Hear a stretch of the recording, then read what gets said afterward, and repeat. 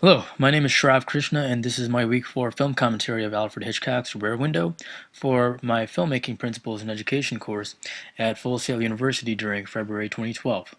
For this film commentary, I will analyze two famous scenes that embody one of the film's story shaping tools and also an example of an incredible linear editing technique to build out the story.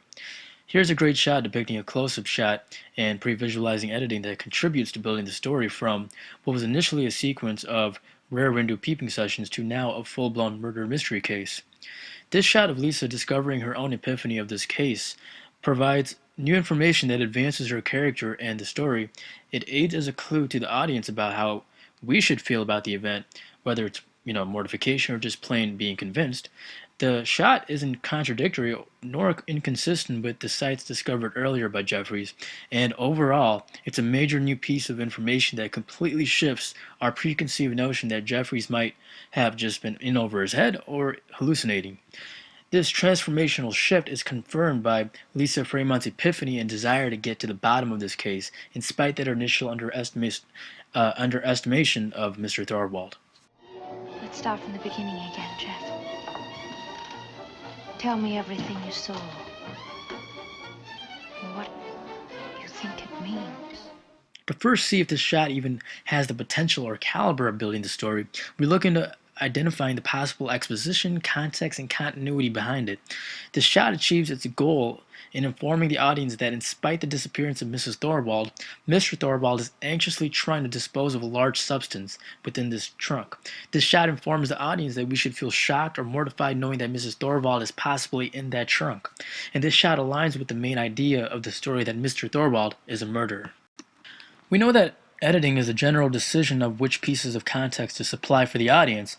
However, there are two major umbrella types of editing: linear editing and nonlinear editing. Linear editing is the process of arranging the shots in the same order that they occurred in the chronology of the story, whereas nonlinear editing is the process of showing the audience shots out of the order they occurred in the chronology of the story.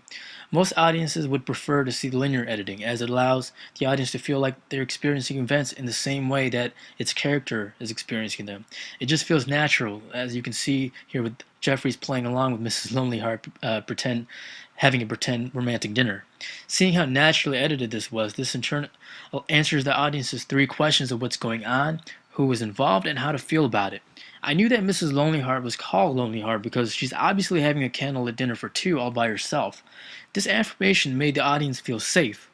The only people involved are obviously Mrs. Lonely Heart drinking by herself and Jeffries watching from his stoop, and this helps the audience trust that they know who they are viewing.